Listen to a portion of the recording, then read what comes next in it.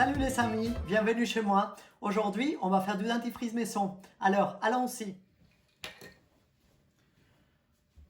On aura besoin de une tasse d'argile. Il en existe de l'argile blanche et de l'argile colorée. Vous pouvez les trouver en pharmacie, parapharmacie et même les grandes surfaces. Vous pouvez utiliser n'importe quel type. Par contre, sachez que si vous utilisez de l'argile colorée, il risque d'avoir quelques traces sur votre évier, mais qui partiront très bien avec de l'eau. Moi, dans ces cas, j'ai choisi d'utiliser de l'argile blanche. On aura besoin aussi d'une cuillère à café de bicarbonate de soude. On mélange tout dans les saladiers. Un petit peu d'eau et quelques gouttes d'huile essentielle. Moi, j'ai choisi menthe poivrée pour cela. Du coup, on va commencer à mélanger avec de l'eau. Je vous recommande d'aller doucement parce que l'idée, c'est d'avoir une pâte qui est ni trop liquide ni trop épaisse, mais d'une consistance qu'on peut mettre sur la brosse à dents.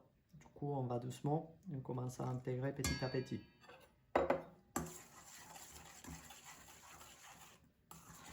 On mélange bien et on rajoute de l'eau si nécessaire.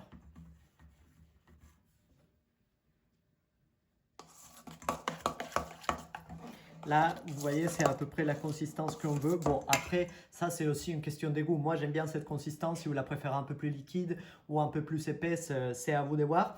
Et sachez qu'il n'y a pas de panique. Si vous rajoutez un peu trop d'eau et c'est trop liquide, vous pouvez toujours rajouter un peu plus d'argile pour arriver à la consistance que vous voulez. Et évidemment, si vous rajoutez trop d'argile de plus, essayez aussi de rajouter un peu de bicarbonate pour maintenir les proportions.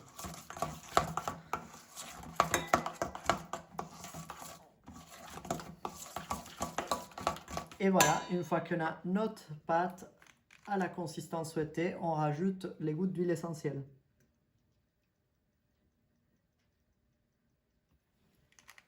Je rajoute quelques gouttes. Et maintenant, on intègre pour bien les diluer et avoir un mélange homogène.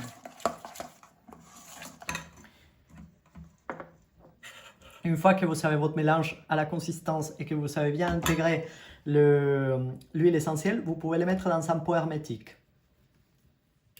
Et les voilà, rien de plus simple, votre petit dentifrice est prêt à être utilisé. Assurez-vous de bien mettre la date de fabrication sur l'emballage et ne pas faire une très grosse quantité.